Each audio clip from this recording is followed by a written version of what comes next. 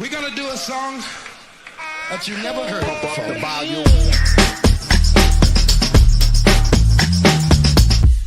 Here they come, I get wicked.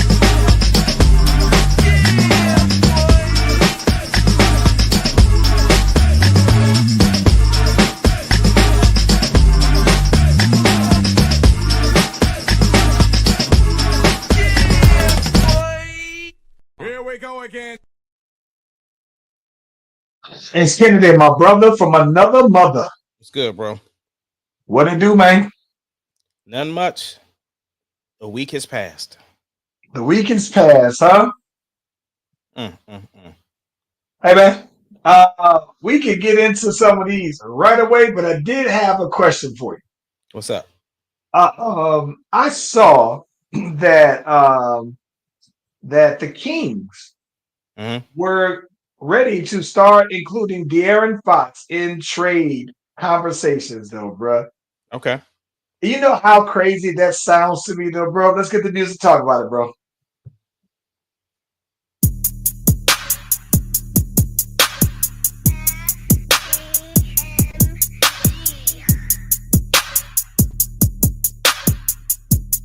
It doesn't matter what your name is. Slash Brothers Podcast, the greatest podcast of all time. The Slash Brothers Podcast, the greatest podcast If you of all time. smell what the rock.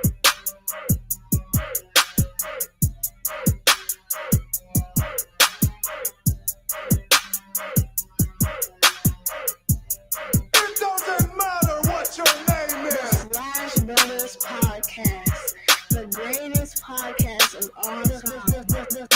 The Slash Brothers Podcast, the greatest podcast of all time.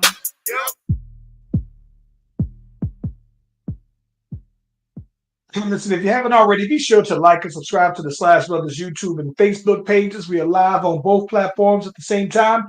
You click on the notification, you click on the bell, you get the heads up whenever your boys and Miss doing their thing. It's Kennedy. You Yeah. know why?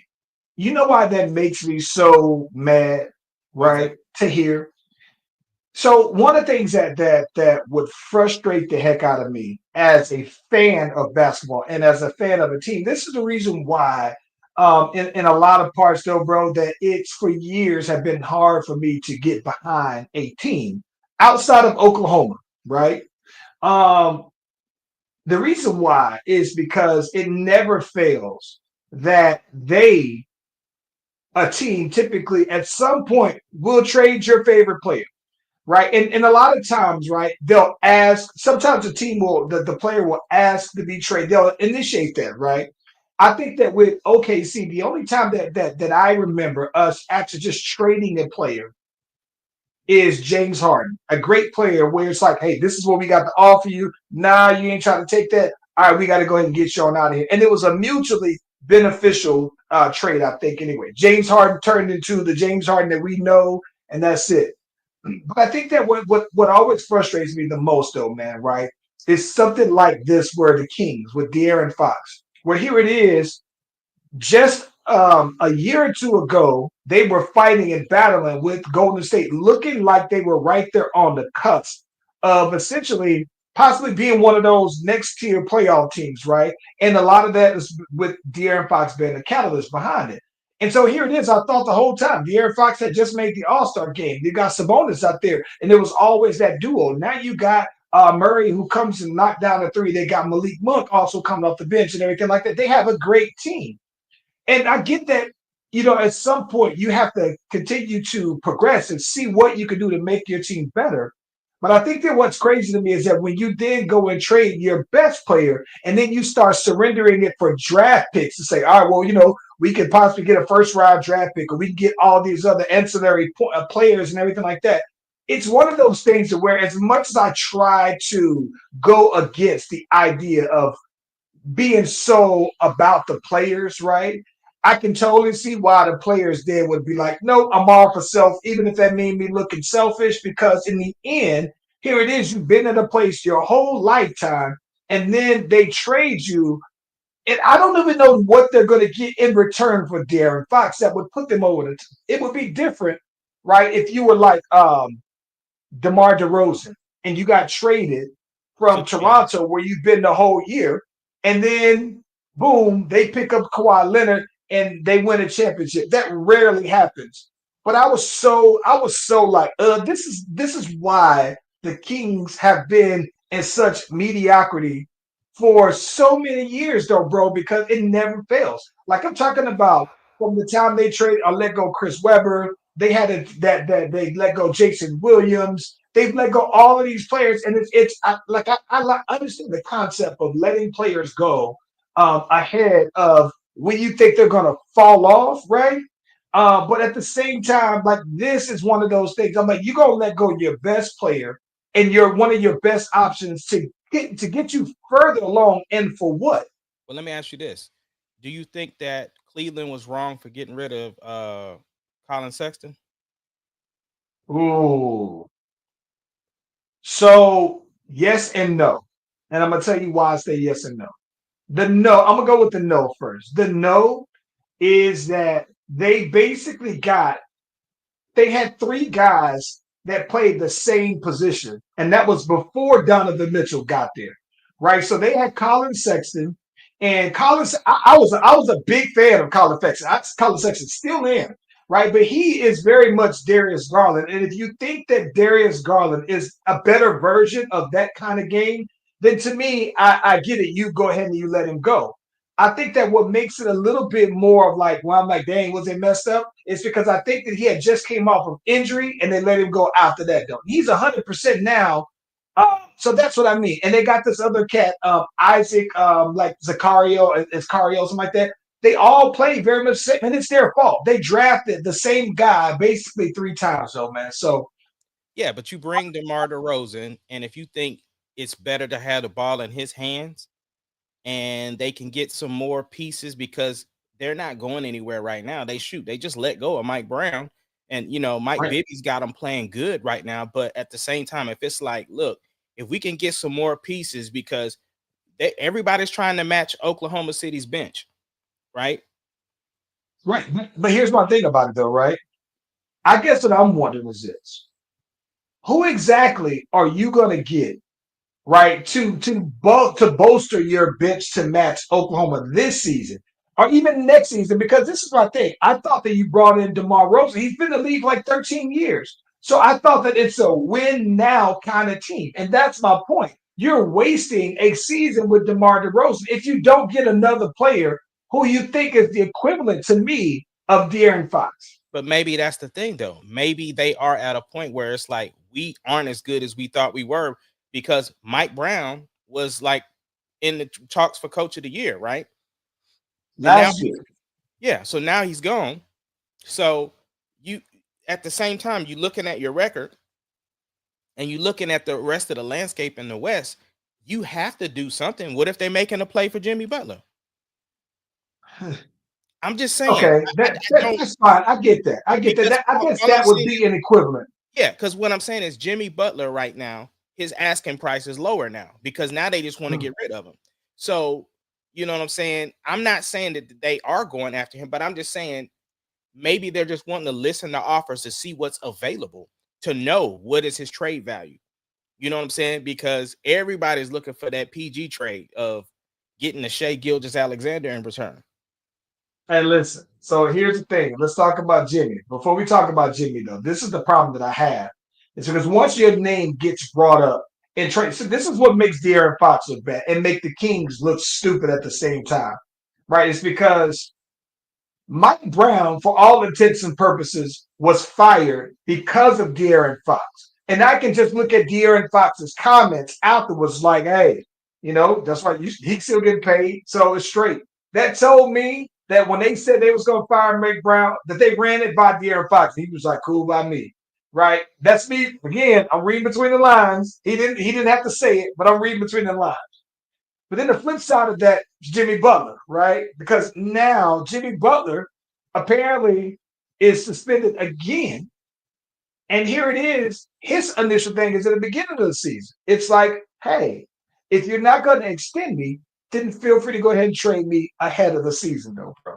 And now things are getting out of hand. I want to know your perspective on this, bro.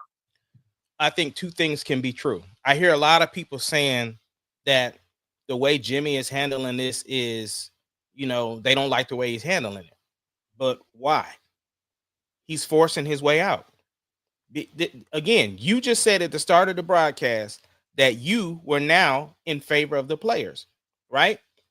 So hold on, I got to go back to another point that you made earlier, because you talked about people's name once they're brought up in trades. It's kind of like you already are starting. Hey, go back. Okay. Tyler Hero. He out here balling out of control. His name been in trades for 3 years. Okay, so this is the thing. I agree with you. But here's what I firmly still believe. I have an argument. Shout out to my dude, Rashad, because he is like Mr. Miami Heat. And I have these arguments with him all the time about that. I think the reason why Tyler Hero comes up all the time is because he, to me, is like one of the most tradable people. But it's like, I honestly believe, though, bro, that he hasn't been traded, not necessarily because Miami wants to keep him. I think that he hasn't been traded because they haven't been able to get enough or somebody who would want him enough like that to where they would give up a first-round draft pick. And Miami is in this Atlanta Hawks state of the team where they're always not trash enough to get a number one pick, but barely good enough to get into the playoffs or just into the playoffs. And so they're stuck in this limbo, this purgatory. That's their problem. Is it even a hot destination anymore for people to want to go to it? Listen, that's a great question, bro. And it makes me so mad when I hear people talk about Heat culture. Like, no, Heat culture is only as good as your best players buy in. And if you're telling me that, yeah, that worked because Dwayne Wade bought into it, I guess that's why LeBron James left, because he didn't necessarily buy into it. But my thing is this: of all of these times where players, we've heard rumors of KD going there during his free agency. He didn't go there. Brad Beal, they had it. He didn't go there. Maybe he'll go there now, but he ain't going there yet. He hasn't waited. Listen, he hasn't waived his no trade calls to say, yeah, send me out there, right? But then even outside that, you said Dame was supposed to go there. It's like Heat culture is only as good as your best players buy in to Pat Riley's way. Here's one of the things I think that's crazy to me, though, bro. They told Jimmy that on this last suspension, right? They told Jimmy Butler in the huddle that he isn't going to start, right? They didn't wait to tell him beforehand. They told him amongst all the players, in front of all the players, that you ain't starting. And listen, I'm a firm believer, bro. I'm a very firm believer in that nothing happens on accident with Miami. I think that everything comes from up top. And I honestly feel like, bro, that Pat Riley, if that was the case, like he told them that to purposely like embarrass Jimmy Butler. So when Jimmy Butler left the practice then, it was like, oh yeah, I can understand why he gonna go. Why he said, you know what? If we gonna act a fool, I'm gonna go ahead and show my whole ass then. Yeah, bro. but here's the thing though. Because okay, I'm gonna get back to answering your question about what do I think about it. But do you think he should have handled it differently?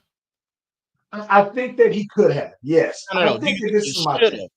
Not. I think he should have. Because here's the thing about it. The reason why I think he should have is because Jimmy Butler already has this reputation of going sour with other teams, right? I think that he's never had a peaceful way out of Chicago, Minnesota, Philly, now them. So he is the common denominator. He showed his tail on his way out every time.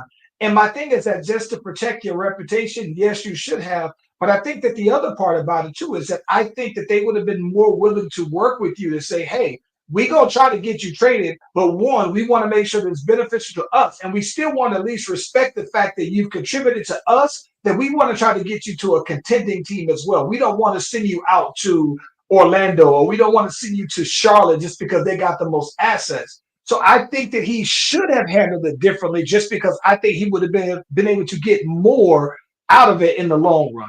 And here's why I disagree with you. Because him doing what he's doing is placing him right where he wants to be. Because the problem is the asking price was too high for teams to even do it. And plus, they know that Jimmy Butler, whatever, like I guess he's gonna be a free agent afterwards. So he's gonna be a free agent. So why trade everything for him? Right. That's what you're saying. So ultimately, first of all these teams that you mentioned, and there's still teams that want him. And then they're seeing what's playing out right now in front of them with Miami, and teams still want him. So at the end of the day, if you wanted out and they weren't trying to get you out, they were trying to prolong it. And now you're in a position to make things happen because what's my boy's name? The head office dude. I can't think of slick hair. Pat Riley. He's the one that don't budge. Jimmy Butler don't budge. You already said so his reputation, everybody knows that's Jimmy Butler. So it's almost like Draymond Green, right? You know what you're gonna get with Draymond. So it's like what you're gonna get with Jimmy. So and teams still want him. So if that's the case, now he's forcing his way out and he's gonna get to go where he wants to go, then it's all fair when it comes to you saying you riding with the players. The only bad part is all the money he's out on. But he's probably like, in the long run, if I get that extension, that's the money. He's made 200 million plus. So I don't think that any NBA player, and he's been in Florida for 6 years getting it. So I don't think that NBA players are as pressed about the money missing. Although I've never been in a position to be out of $10 million ever in my life, right? But I think that would be any of it, 500,000 a game or whatever. But here's my thing about it, though, man. This is the question that I have for you. Okay. Right. I know you don't want to see Jimmy Butler on OKC Thunder. No, absolutely not. Okay. So then here's my question. After all of this, is Jimmy Butler worth the headache? If you're a team that's in the middle of the road, then probably, because it's the thing like this, right? Now that the asking prices come down, then yeah, I'm gonna throw my ring in the hat. If I'm Golden State, I want to see what we can talk about, right? If I'm the Suns and this is something you've been trying to do, it's been open that you wanted him, I'd see what's up. If I'm trying to think of somebody else that I think, and then after that, not the Houston Rockets, maybe, See, I'm gonna be honest with you. I think that the Warriors. I think that the Warriors, to me, make sense only from the standpoint of he's basically asking for what you are paying Wiggins, and that you're not going to extend Wiggins, right? It just doesn't make sense that you're going to extend Wiggins. And if you're still in win now mode, I think that you can get rid of Wiggins. I think, unfortunately, they might get rid of Looney and then bring him back because I don't think they're going to keep him. I think that there's a couple people that you can trade, and I just don't know that if Miami want those or if Miami's in a position to even be stingy, like to be like, who are you to turn down when he's not even playing for you right now? I just don't know where Jimmy Butler is a good fit on a contending team. Okay, what do you think about this trade? And I don't know the numbers and the money and all that. I don't care about that. I'm just talking about just this. If you Golden State, would you trade Kuminga, Gary Payton Jr. and Wiggins for Jimmy Butler? Okay. In that scenario, yes, I would. And here's the reason why. The reason why I would is because I think that I think that the Warriors have shown some reluctance to pay Kuminga like he's that. And I'm not going to lie. He's averaging a career high. But listen, though, bro. If I'm honest, I think that there are 5 guys not named Shea on Oklahoma that I think is better than Kuminga, bro. Like, if you just listen, because you think about all of them boys that is on the bench, right? They come off the bench willingly. If they played the number of minutes that Kuminga did for Oklahoma, for Oklahoma, I think that they would put up similar numbers to Kuminga. So, I mean, I get that the Warriors. Their offense is so Steph centric, but even when he's not in, though, bro, like I've seen him dunk on some people, but I still don't look at Kuminga and just think, outside of his potential, like when is he going to start to actualize the potential? Like when is he going to actually do it? And so for that, like I don't know that I would. I mean, like this, would you trade Kaminga for J Dub? Would you trade him for J Will? Would you trade him for hell at this point? If you got minutes for Poku, you can bring Poku back. I just don't think that like I think Kaminga is good, but I think that for the number of minutes that he plays, I'm not saying, and I think maybe that's why the Warriors have been reluctant to give him the long-term contract, though, bro. If you the Suns and you can't get Jimmy Butler, are you going after Zach LaVine?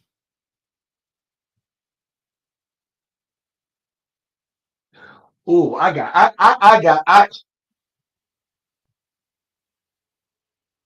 don't know, bro. I'm gonna keep it a stack with you, man. I think Zach LaVine and Brad Beal are the same dudes, man. I think that they just light skin. He's just light skin version of him. And don't get me wrong. The reason why I say this, I think that Zach LaVine will put up the same numbers that he's putting up right now with the Bulls if you're giving him enough shot attempts. Like, what are you coming in to ask him to do? Right? Because I think that with enough shots, Brad Beal can be Brad Beal on the Suns, but it's just like, what do you really need? So if I'm the Suns, I tested it out, I saw it didn't work, and I don't see it working in the future. So I'm trying to get from under Brad Beal and his contract by all means, just on the strength of it being like a lease. So I would trade for Zach LaVine just to have a lesser contract, and then you would have some flexibility to say, if I don't want Zach LaVine beyond a year, I'm cool. But you've gotten from beneath the Brad Beal contract, though, bro. Okay, last scenario, and then we can move on. If you the Suns, would you trade Nurkic and Beal for Zion? Yes, yes. And here's the reason why. Because for starters, there's already a known rift between Nurkic and the head coach, so you got to get Nurkic on out of there. And at the same time, you also know that you got to go ahead and get rid of Brad Beal, and at least Zion is on the Zion is younger, injury prone, but I think that Zion would add a dynamic that they don't currently have. Now, the big thing is that well, what are you gonna do then? Unless they already got the young boy that they brought in from Charlotte. So yeah, you can get rid of Nurkic. I think that whatever they're trying to do, they gonna package Beal and Nurkic in whatever deal they go to, bro. They both gotta go. Yeah, yeah. Yeah, that's a good one. I just don't know that New Orleans. Listen, Brad Bill in New Orleans, he got to be that. New Orleans is so bad, bro. I think that so many people from New Orleans are injured, though, bro, that they look so bad. But I mean, you talk about you put, if ideally if you had New Orleans at full staff, right? C.J. McCollum, Dejounte Murray, and then Zion all out there. And then you got Herb Williams out there. Yeah. In theory, it looks like it would work. B.I. is still there. So in theory, they have a lot of good guys that have just don't ever play with each other, though, bro. So yeah, think about it. I feel terrible for them, bro. They probably have the most all-stars not playing than anybody else, though, bro. Yeah, yeah. They pretty injury prone. Dallas was hurt for a minute. Yes. Yeah. I think the conversations, because at one point the Thunder were actually considering getting Cam Johnson.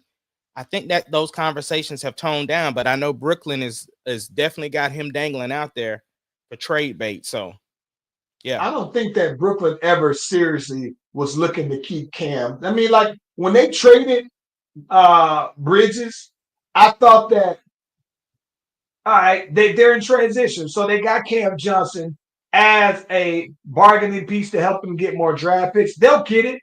I just don't. I think, but just like I said, though, man, Cam Thomas, he's good.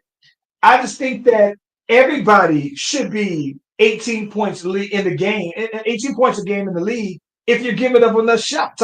Listen, I've seen some guys at LA Fitness who can drop 18 if you're giving them enough shots, though, bro. So I don't know, man. I don't want to see Cam Thomas on. I don't think it does anything at all Cam Johnson. for Thunder. Cam Johnson. Cam Johnson. I mean, they got another Cam Thompson, I think, on there too, though. Yeah. Anywho, though. What's next, bro? Hey, so listen, Super Bowl is all lined up, right? And we were Yep. giving our picks. I don't remember what our original thoughts were Mine was if the we looked Commanders and the back. Chiefs. And you said you wanted the Bills to win because in your lifetime you wanted to see them win one. I would want to see them win, or I don't mind seeing in my lifetime a 3P. Yeah. If I had to go back and we went back and looked at this at the beginning of the football season, I think I would have said I wanted Baltimore to get one just because I'm a big Lamar guy. But listen, here's the thing I think that's crazy. I want to bring this on up. Aside from the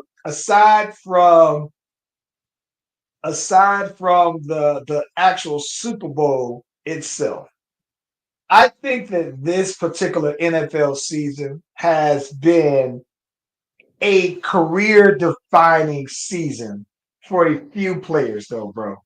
And here's what I mean by that, right? I think that this season, right, is the start of a Saquon Barkley Hall of Fame career kind of season, right? So he had the injury and that had him out, right? And then he was, even though he bounced back, he got the yardage wise, though, right? But I think that this particular season was one of those seasons where when you say here are Hall of Fame credentials, what is that one season that they did?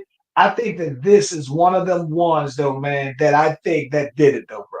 Well, I mean the Eagles in general, bro. Because I mean, the beginning of the season, there was all these reports coming out with tension between the head coach and Hurts. So you know, the fact that they were able to get to the Super Bowl with the way that their season started, I think is a big testament to how much work they put in, and I think it's admirable that they made it. Here's what I think is crazy, though, bro. I honestly believe, right, that AJ Brown. I think that he's the one that I don't think is going to be with them past next season. So he might be there next season, and I think that that'll be it because this is my thing. I think that what's crazy to me is that when you always talk about like diva wide receivers, right? And it's one thing that you want the ball, you want the ball, you want the ball. I get that completely. But when I talk about career defining seasons, dog, I honestly believe though, man, right, that AJ Brown, previously he had all these yards and all these catches, right? And now he doesn't because Saquon. They run the ball more than any other team, and it's been working. And I honestly feel like that he would rather sacrifice winning to get individual stats. Like that's what that looks like to me.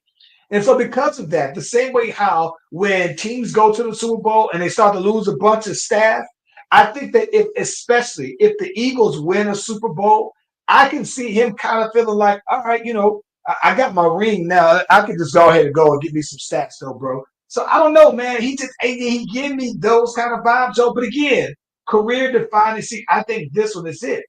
I think that the other one to me, though, bro, that's a career defining. And let's talk about Jalen Hurts, right? Because Jalen Hurts, this is one of those career defining when you could say, I'm in the company. You can either be the start because you got plenty of time, but you got those one championship quarterbacks, the Drew Breeses, the Russell Wilsons, all these guys that just got the singles, all right? And so this could really be the start of him collecting rings. Now, the tricky part is Pat Mahomes ain't going nowhere, right? And as far as for the foreseeable future, all of your rings are going to have to go through him. So it's like if you're the guy that ends up beating him, he could be the modern Eli Manning, the Tom Brady beater, right? But career Hall of Fame worthiness defining career this season to me is it though. Yeah, it's been some great individual play this year by certain people. Now here's the other one that I think that's interesting though, bro. Because then what I wonder is this: like, what if if all the for all the accolades, right, that Josh Allen gets, like if what if Josh Allen ends up being the other great quarterback to never win the Super Bowl? He becomes the Dan Marino, right? The Jim Kelly, right? The guys who are Hall of Fame. And for that matter, as much as I love Lamar, Lamar's almost got me thinking, like, bro, what is what? Not to say that they're all their fault, but if in the end you got to go through Pat Mahomes, it looks like he's going to be your Michael Jordan for when Jordan had all them guys, them Hall of Fame players from the '90s who don't got championship rings solely because they had to go through him. I think that it looks like Lamar could be one of them guys too, though, man. Do you think that either one of them needs to do what Stafford did and go to a different team to try to win one? No, no. See, the difference, right, is that I think that these teams are built around them, right? I think that in the end, Matt Stafford was in the NFC and then went to the NFC. He didn't go to the AFC because if he would have went to the AFC, he would have had to fight through Pat Mahomes and all the gauntlet to get there. I think the safest route is Jalen Hurts, right? He doesn't have to see them dudes, right? Until he actually gets there. So I don't think that they have to, but I do think, bro, that they're every year, right? Those three guys who are the top, who everybody considers the top tier, are going to cross each other. Somebody's going to knock each other out, though, right? And then that's considering that if Trevor Lawrence is ever what people say he's going to be, if Herbert is ever what they say, and you got other guys that are coming, though, bro. So you just got to do it. You got the stars all got to line up for you to beat Pat Mahomes, or a scenario happens where they don't have one of them don't have to play Mahomes. So like Josh Allen finally beats Pat Mahomes, and then Lamar beats Josh Allen, or Lamar beats Pat Mahomes, and then Josh Allen beats Lamar, something like that, though. But I think as long as they have to go through, as long as one of them have to go through Pat Mahomes, though, bro, it's a wrap, though, bro. I just don't. I'm not gonna bet against him if he gets there. So you basically got the Chiefs in the Super Bowl? I got the Chiefs winning, and I listen. I don't care if they win or lose. I'm just saying if I was betting, which I'm not, I would put my money on the Chiefs. Now, with that being said, I think that the Eagles are better built more than any other team to beat them, right?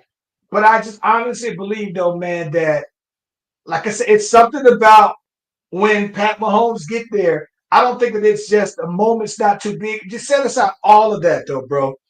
I just think that when Pat Mahomes is there, everything they find a way to get it done, though, bro. And that's nothing you can't tangibly put a stat on or how to. It just works, and for that I can't. I wouldn't bet against that, bro. I just wouldn't. How come nobody ever takes the Chiefs coordinators? I mean, like the defensive coordinator or whatever his name is. Well, Spagnuolo was the coach. He was the head coach for the Giants for a couple of years, and he's had his attempts. I think that even the Chiefs, the other coordinators, offensive coordinators outside of Eric B, had gotten opportunity. Joe Nagy, if I'm not mistaken, was one of his coordinators who didn't. He was just like a passing game coordinator or whatever. He never even actually was a coordinator. He was like a quarterback coach or something like that, though, man. And he got his look. So they get poached, though, man. But I think a lot of it is just that Andy Reid is the one that's calling the plays, though, man. So offensively, as long as he's intact, he's good. And as creative as he is, as long as he got Pat Mahomes who can execute the things that he got in his mind, they always gonna be there. I got a question for you, though. Oh, you just so messed up my segue, but go ahead. Go ahead. Speaking of coordinators, what's going on with them Cowboys? Well, let me tell you an even better segue. Because Marty Schottenheimer used to be the coach for the Kansas City Chiefs, too, bro. That is Hey, listen, man. What's up? I love it. I absolutely love it. I absolutely love it. You know what that tells me, bro? That tells me two things, right? That tells me that Jerry Jones knows more than what y'all think. When I say y'all, I mean the Cowboy fans that are mad, right? Here's what I mean by that, bro. That tells me that Jerry Jones knows that his team is trash, bro. That he knows that with their roster as currently constructed, right? Because you already paid CD, now you're going to have to pay Micah in a little bit. You already paid all these people. You've been kicking the can, like they say, down the road, and that time is coming. That time is coming when you got to pay the piper, right? And I think that what Jerry Jones knows more than what people think, because he's picking the players. I think that Jerry Jones is looking at this roster and thinking, that's it. We ain't got it. We ain't got it. And so there's no reason for me to go out and overpay for a head coach with this particular roster because he picked them. He got to know with this combination of guys that it ain't working. And I think that's part of the reason why I think he let go of Mike McCarthy, because I think that Mike McCarthy probably was like, listen, he has more control of the players. And I think that Jerry Jones was like, listen here, homeboy, I'm picking them. And if you got a problem with that, you can skate. But I think that a lot of it still is he knows his team is not good, bro. He knows that. And so when he was saying, oh, yeah, we're going to go all in this particular season, I think that Jerry still is looking at all the guys that he's paid that just ain't getting it done as currently constructed. And I'm looking at that, and he's looking around at all these guys that are gaining on them, gaining on. And I think he's looking at it and he's thinking, there's not a quarterback, there's not a coach out there right now that I can hire that's going to make my team better than the Philadelphia Eagles in the next 4 years, right? There's not a quarterback, there's not a coach out there that's going to make my team better than Kansas City in the next 4 years. But here's what I do think that he's doing, though, right? For one, I think that he went ahead and he interviewed Dion just to satisfy the Rooney Rule, right? But I think that he looked at Dion and they got a wink deal on the side. That he said, Dion, listen, I think we're going to be trash. I'm going to keep it a stack with you. And if you come there, I don't think that we're going to turn things around right away, as much as I would love to have it. So I'm going to get this dude out here for the time being, right? You go ahead and see what Colorado looks like. And in maybe 2 years after he's trash, I'm going to fire this coach in 2 years, right? Because then we can get our books straightened out and we can get our players balanced on out. And then I'm going to come back to you, though, Prime.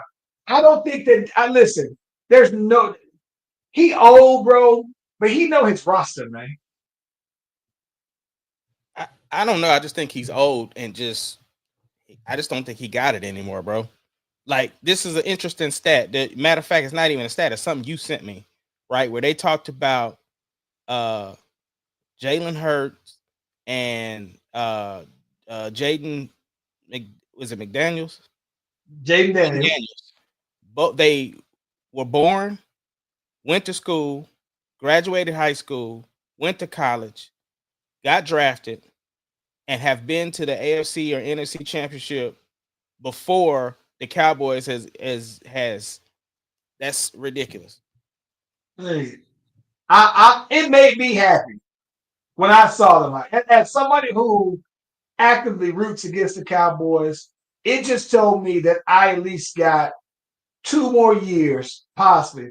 He signed a 4-year contract. So at least 4 more years where I can just laugh at their anguish. So for the next 4 years, because I just don't think that, and this is the thing about it, I think that Jerry just figures that, hey, you know what, for the next 4 years, I'm just going to keep working on boosting the value of my company, my team, and everything, because it ain't going to be through a championship. So, and nobody who I know that's a Cowboy fan said, that's it, I'm no longer a Cowboy, except for, what's his, Bubba Dub.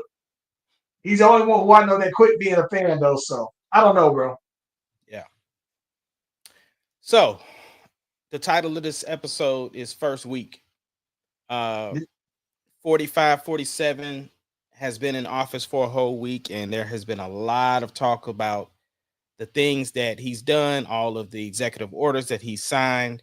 There's a lot of stuff going on. Even the latest thing right now is there is a freeze on federal grants and loans or whatever the case may be. So there's a lot going on. Do you and I know one of the things that people were kind of excited about for something positive that he did was that he had agreed to terms with Colombia on sending some illegals back through Colombia, and their head dude was like, he said yes at first, but then when the flight was about to happen, and he was like, nah. So then 45, 47 was like, look, if we don't get the deal done, then I'm gonna put tariffs on y'all, and we're gonna do this, we're gonna do that, and then they folded. So of course that was a big win, especially for people who think border control was one of the things that they were rooting for him for. Um, Obviously, I can't really give my 2 cents on a lot of things because of some things. So I will just say that I disagree with a lot of the executive orders that were signed. And that's all I'm going to really say. Let me tell you something I think. I can say though, I'm not bound by those kind of contractual obligations here. So I'm gonna say this.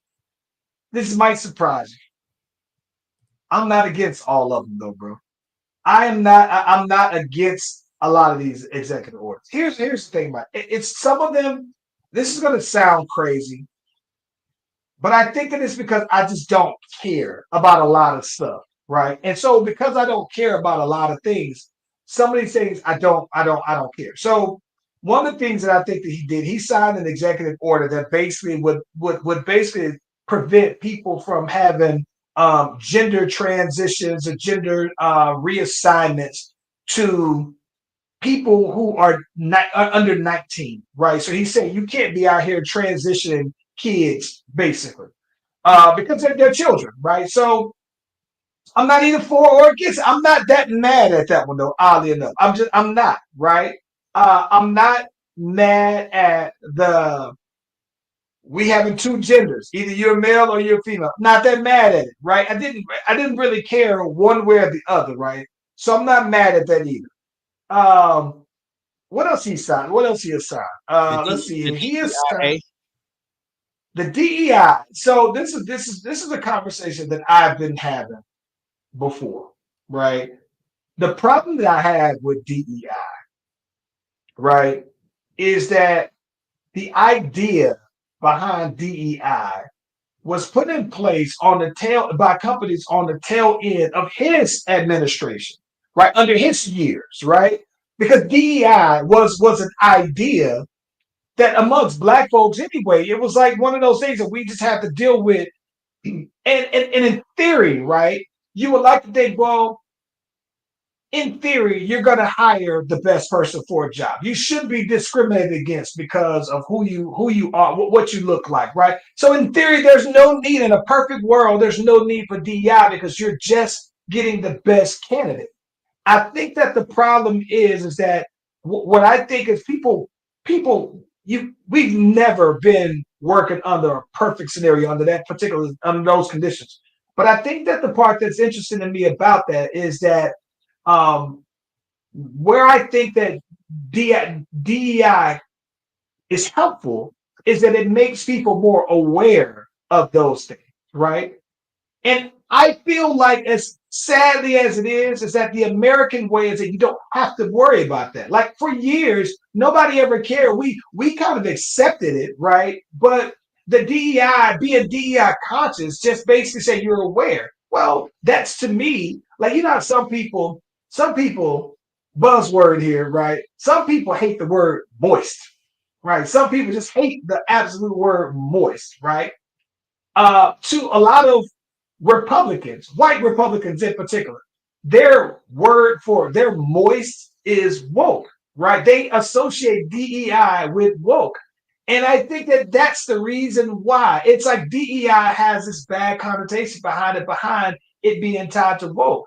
So I mean, in a perfect world, if we were in Star Wars, right, and this is the galactic universe, this is the Republic, where there's no biggie on race, there's different species all living. It's like you, the best person for the job. That's it, though, man. I just think that a lot of times, though, man, when people say we're going to move on, I'm not mad that the president pulled down the things that kind of pushed it. If anything, I'm mad at the brands that just immediately pulled their stuff down. Right. But here's the thing. We're not in Star Wars.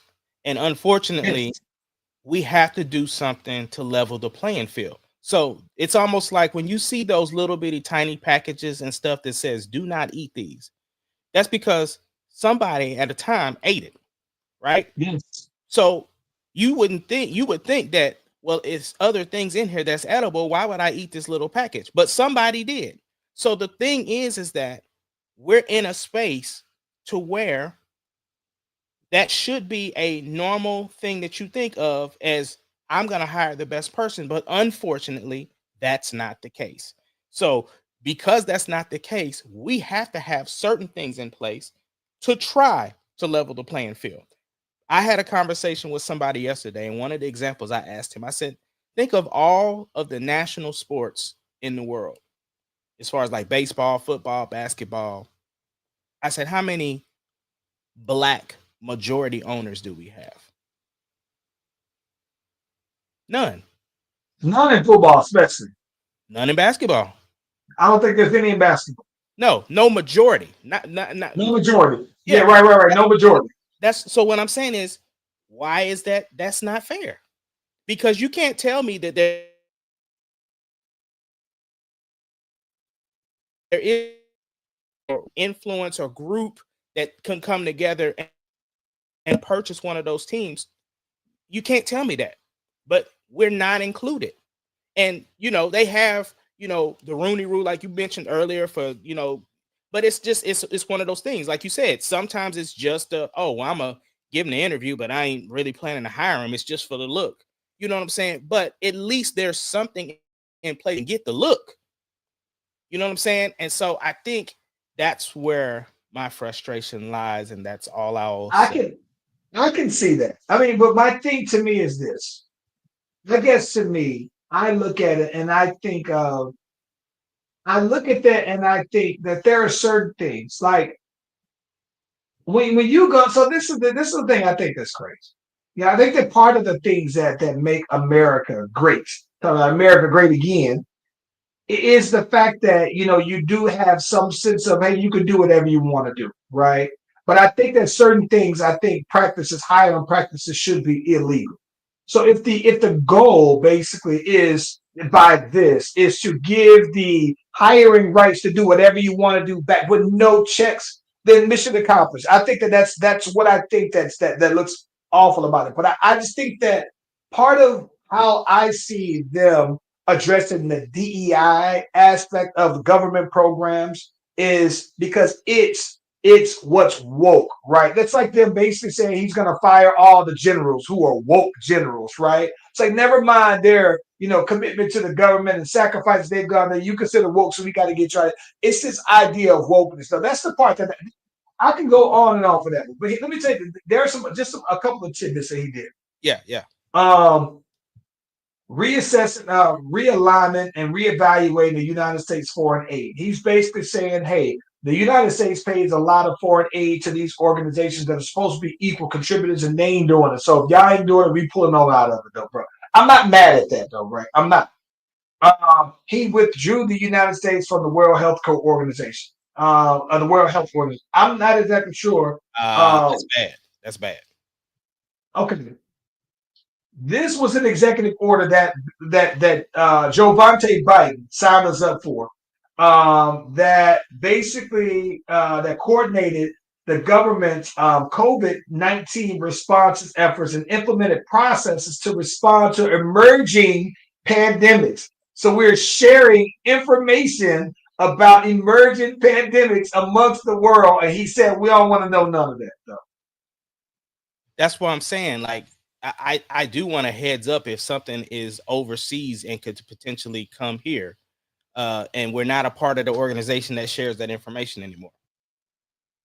I think that one of the things that's interesting is he has a lot of his stuff that's around borders and migration. He has one. He's ordering a freeze of the U.S. Refugee Admissions Program starting yesterday, as a matter of fact. That's suspending refugee admission and application. So somebody's a refugee, they're trying to come here legally. They are holding all applications anyway, though, right? That's done by Homeland Security. Securing the borders. This is a says this executive order proposes a joint state and federal effort to seize and prevent future immigrations at the southern border. Not Canadian border though, but you know, he orders the agencies to construct a physical barrier. He's trying to get his wall up, deploy federal law enforcement personnel to the southern border, and aggressively pursue criminal prosecution for those who violate the law while in the United States. This is the part. It's like in theory, that last part I'm not mad at, right? He's saying he's going to aggressively pursue criminal prosecutions for those who violate the law while not mad at that aspect of it. And this is the part. I had this conversation the other day. I think that I'm not mad at all of these. It's just what makes these look bad is the messenger, bro. And what I always wonder is that these are very specific. So I wouldn't necessarily even be wondering what is the what of these. I wonder what's the why. What's the benefit to these? And because these didn't just come out of nowhere, right? And I know that everybody talking about these are things, a lot of these from the Project 2025 or whatever. But my thing amongst everything is this. If you give a president, any president, sitting executive order powers where with the stroke of a pen they can do this. And all that can happen is the very next president can come in and undo every single thing that the next one does. These are executive powers, so right? So what I'm wondering is that even with him knowing that these could possibly be undone within 4 years, what exactly is the why? Like what is the benefit of that though? So I haven't read through all of these, but I am curious because they're very specific, and I understand that a lot of these are meant to fight against our global positioning on migration, refugees, terrorists. Listen, I'm all for anything that has to do with protecting the country, national security. That's all fine. I'm not mad at those. But the things that I think that are just, I think that certain things are put in there as jewels to kind of just hit you for the okie doke and have you looking one day, right? You renaming Mount McKinley from Denali, the Indian name, and that was the name that Barack Obama had previously renamed. So he was like, you were already on this crusade to undo everything Barack Obama did before. So this is just a continuation of that, right? The Gulf of America is just one of those things where it's like, I think it's a little stupid, but I'm not mad at it either though, bro. Like I'll never just like, hey man, I'm out here going on this cruise, man. Where you at? Oh, I'm out here to go from America. Like, no, that's stupid, bro. I don't call Twitter X either, though. So, no, bro. I don't know, bro. I don't know. Well, like I said, Some of these things. that's all I can really safely say. So, I definitely wanted to say something, but that's probably about it. Moving on to the last topic. For some reason, academics keeps coming. Wait. Before we go on, there is one thing on here that I don't think that people are going to be quite ready. Right?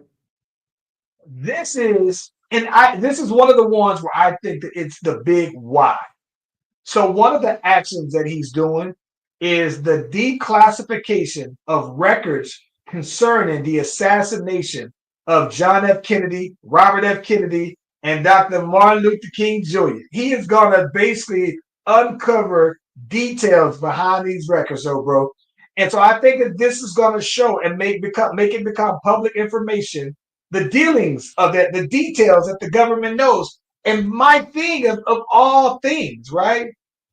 why would you select those three people? Because those were the three people that were heavily involved with civil rights era and the affirmative action era. So my thing is that why are you picking those three people of all things, right, to declassify them?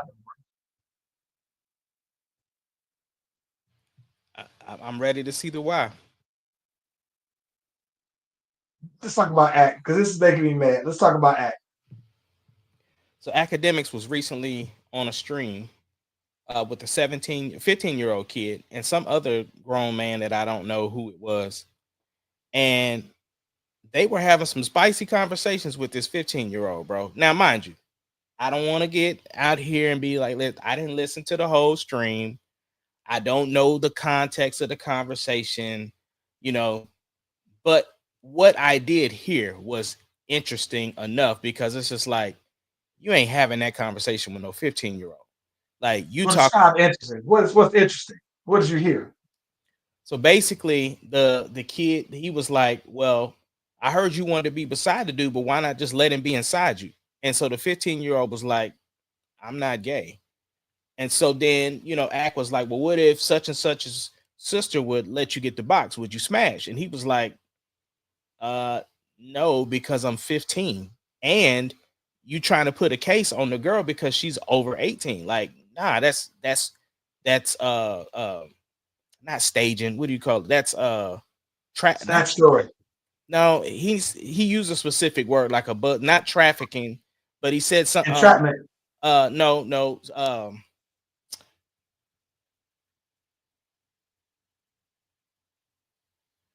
I don't know what you're talking Yeah, about. not staging. I can't think of the word. But anyway, he said the term that and so the kid was very knowledgeable about like the laws and so but it was just so weird to hear Act going so hard. Like I can understand you being like, oh no, I was on there, we was joking around. Da, da, da, da. Again, I haven't heard the whole context of it, but then they was dragging Act, bro. Like, nah, it was so weird. And it's in a Discord. So it's behind a paywall, but at the same token, it's still just like super duper weird for these two grown men to be talking to a 15-year-old like that, bro. Yeah, it This is was. my thing. So I think that this is okay. I'm not trying to say, birds of a feather. I'm just saying that Act had recently came to defense of Drake Yeah. for Kendrick calling him a PDF, right? Then now Act is out here basically urging or implying that a 15-year-old should be trying to have sex with anybody. Now, having a conversation with a 15-year-old about sex is as a 35-year-old man, or however old he is, though, bro, is absolutely insane. And so it feels like it's not far fetched, though, right? If you're defending him, and not just defending that, this is my thing. If you're defending your favorite artist, that's one thing. Like I told you, there are five people I'm always defend: Beyonce, Barack Obama, Michelle Obama, Denzel, and I can't think of who my Megan Thee fifth is Stallion. right at the moment. Megan Thee Stallion is on there. But listen, at the end of the day, I can understand if you're defending it. But I'm saying if you're defending certain allegations as if you know that person personally, or that know that person's dealings personally, though, right? It's like, all right, why are you so invested? Right. So for that reason, though, man, but on that particular topic, now I'm seeing you doing these particular things. It's just like, bro, that's the problem that I have with people, though, man. I'm just saying that at a certain point, I did go through and I listened to watch this whole. And my thing is that at no point did he ever think, man, this might be perceived as kind of creepy. Like this might be some real PDF kind of stuff because he's going in, he's not stopping, and he's Him still and his urging. homeboy. Yes, Him and and the I'm just homeboy. yes, and I'm just like, at no point are you thinking like, yeah, this might be, even if I'm joking, right? This reminds me, you know what this reminds me of? This reminds me of Elon Musk and his salute, right? Never mind how what you did, how it could be perceived, right? It's like this is right up one of those things. It's like, no, don't tell me what your intentions are, but just also know that you're in a position as a public figure that you should also be mindful if you're on a public platform of how things can be perceived by the public, though, bro. So get act out my face. So I was over at a while over. It recycled me being over him when he said the LeBron James stuff. Get him out my face, though, bro. But the problem is, this isn't even the first time he's been associated with stuff like this. That's the crazy part. So that's the part where it's just like, bruh, man. If it's not the first time, it won't be the second time. It won't be the third time. And the reason is because it's an all the time thing. This is what it. I get up my face though, and for some reason, I think that what I think that Act really feels like because a bunch of the young people rock with him. He's their OG. That he feels like he's one of them. He's like an old young dude. That's what I think. It feels like yeah, he's not just an OG. He feel like he's just them. Like he's just a little older than them. Like the young folks rock with me, so I'm one of them. Like get out of my face, bro. You too old, man. Yeah. And so he's one of the people who I know for sure that I've never met that I feel like I would be compelled to slap if I saw him in person. Anyway, bro, what you got up for the week? What I'm not doing is looking at Cardi B's piercing again. Yeah, I finally looked. It's interesting. I ain't seen that one before. And that's not even the only one she got, too. I think she got like 3 neck ones or something like that. I saw it. Interesting placement. Did you see the picture of her with somebody in some watches? No. Yeah, there was some pictures in our Cardi group that she was out shopping for watches, and she wasn't the only wrist that was in the picture. I'm not in the Cardi group. Oh, my bad. Yeah, I'm not in the Cardi group, but that's probably why I'm not. Now you got me thinking I need to be in the Cardi group. Just go to her Instagram. I think she posted it. Hold on now. You got me. Let me look right now. Yeah. Anyway, while you looking that up, bro, this week is more the same like it was for last week. Trying to do a little bit of writing in the meantime, but other than that, nothing's really changed for me this week. Same old from last week. I think that for me, no, I don't see anything that's like outside of the normal though. Don't worry, I got you. Yes, I appreciate that. Good looking out. No, no, for me, man. I think that this week I am. I think that this week I'm in the lab heavy this week though, man. I think that I started a few things that I'm looking to go ahead and finish on up though this week though, man. So I'm pretty excited though, man. So yeah. More things though, bro. It's coming. That's what's up. Look, man, from ATL to OKC, we thank y'all for rocking with the Slash Brothers. You can catch us on all the socials. And we will see y'all on the next go time. The next round. Who is this in this picture?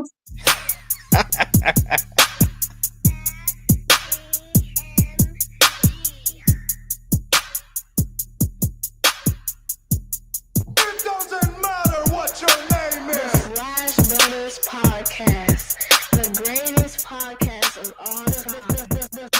The Slash Brothers Podcast. The greatest podcast. Can you dig it, sucker?